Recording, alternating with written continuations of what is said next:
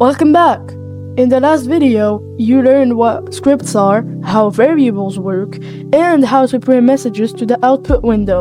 Today, we're taking things a step further. Instead of only printing text, we're going to control actual objects inside Roblox Studio.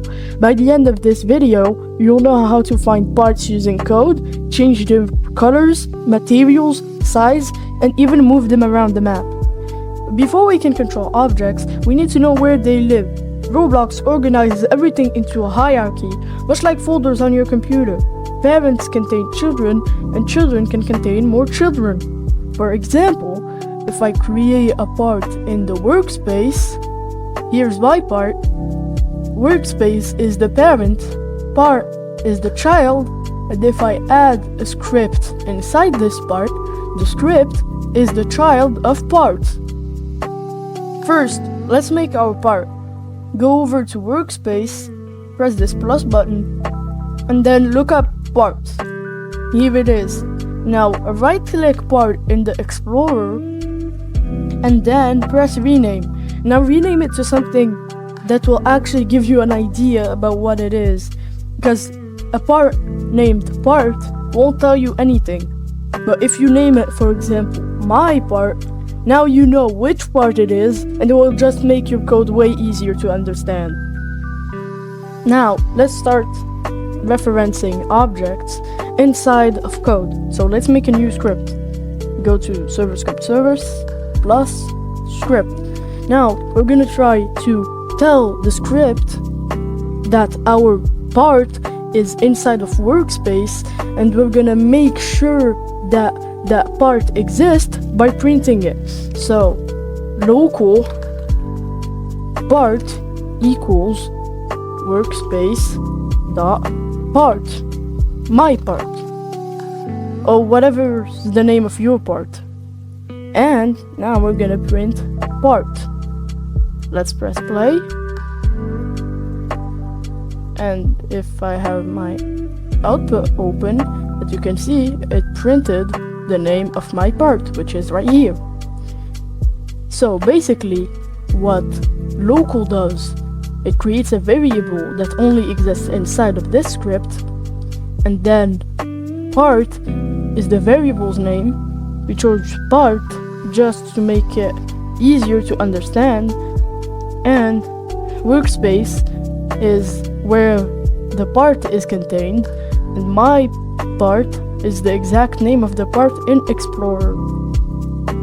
Now, the reason why we chose part, the reason why we used a variable is to make our task easier. So for example, instead of writing workspace.myPart and continue writing it, and whenever you want it, you can just create a variable. So workspace dot my part, so whenever we want it, you can just get it instead of writing the whole workspace dot my part. Now let's imagine that our part has a space in it, so my part, right? You can't just go and write local part equals workspace dot my part. That's not gonna work. You have to use it like this, otherwise it's not gonna detect it. This is due to the fact that spaces aren't allowed in dot notations. A dot notation is when you're telling the game to get something and it starts with a dot. You cannot put anything that has a space if it's a dot notation. Now, let's talk about parts. Parts have properties. Think of it as characteristics. It has color, material, size, transparency, position, rotation, and name. Changing a property changes how the object looks or behaves. So, for example, here, we're gonna go back, local part equals workspace dot my part. So if we want to change its color, part dot brick color equals brick color dot new, and then we choose whatever color we want. So for example, if I want red, really red, and now if I go in game, you're gonna see that my part turns red, even though if I leave, it's white. Now let's go to material. So let's go back to our script and let's change this part. So basically we're gonna make it so it's part dot material equals enum dot material dot neon, for example. So if we go in game, we'll see that our part is neon. This means that in here it's normal and in game it becomes neon. Basically enum.material right here literally just tells Roblox get the material list and then take it from there and apply it to that part. For example, you can use plastic, wood, metal, almost anything. Now let's talk about transparency. Let's go back to our script.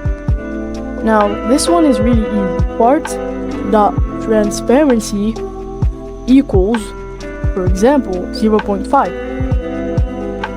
So as you can see, the block becomes see-through. You can see through the block. Transparency ranges from 0, which is fully visible, to 1, which is completely invisible. So 0.5 makes it half visible and 1 makes it invisible. Now let's talk about anchoring. Have you ever inserted the part and watched it immediately fall? That's because anchored is false. So for example, if I take my part and put it in the sky, if I join in, I'll find it fallen because it was in the sky and it isn't anchored. So go back to your script, and if we go here, part dot anchored equals true, as you can see, it's gonna stay in the air. True means to keep the part in the sky. False means let it fall. Anchor just prevents the fall from moving due to gravity. Now let's talk about the size. Some properties need more than one value. Size has 3 dimensions: width, height, and depth. Roblox stores these 3 numbers together in something called a vector tree. So let's go back to our script. We keep the local part equals workspace my part. Let's delete the part dot anchored. Let's say we want our part dot size, and we want it to be big. So vector3 dot new, and do we choose it? So for example, I want it to be 10 to 6. Right. So basically, the 10 means X, the 2 is Y, and the 6 is Z. Basically, X means left or right, Y means up or down, Z means forwards or backwards. So if we go back in game, as you see, my part is way bigger than this. So now let's talk about position. Now a like size, position changes where the part is. So X is left or right, Y is up or down, Z is forward or backward. So let's make our script. Here, let's go script, and if we go and write part dot position, and let's say I want it to be in vector 3 dot new, for example 0 20, 0. Right. So basically, if I join, you'll see that my part was floating, but it fell down because it wasn't anchored. So if I put it to, for example, 80, as you can see, it is gonna fall from the sky, as you can see. And since it's not anchored, you can move and play around with it. Now let's combine everything into one big script. So let's reference our part. It's in workspace and it's named my part. Now let's anchor our part using part.anchored equals true. Let's change the color of the part to red. Let's make the transparency 0.5. Let's change its material to, for example, neon, and let's change its size to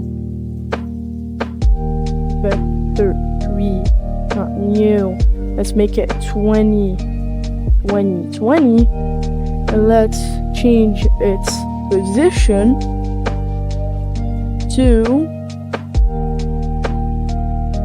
for example, 0, 30, 0. So if we join, as you can see, we're gonna have our big part in the air, anchored, neon, has the transparency to 0.5, and is in the air. Now let's go over some common mistakes. First, misspelling property names. If you go in scripts and, for example, change anchored A into A without the capital letter, as you can see, you're gonna get tons of error and nothing is gonna work. This is because Lua is case sensitive.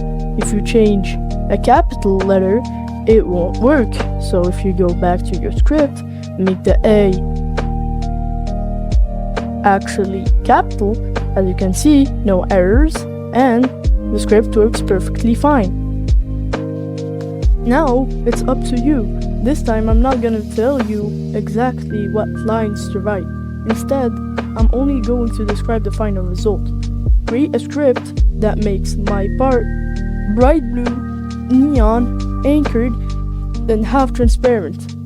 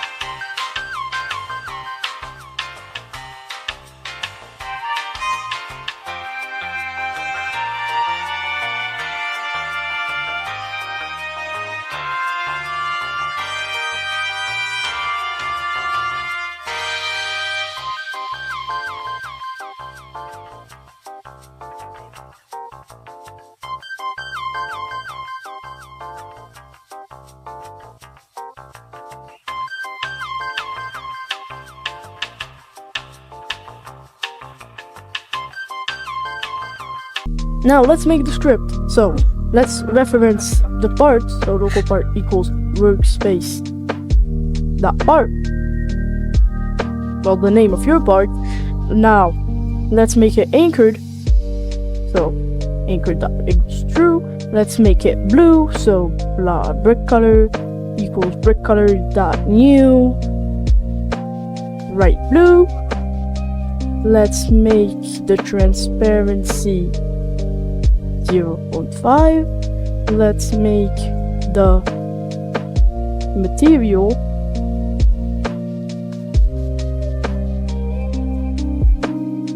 neon.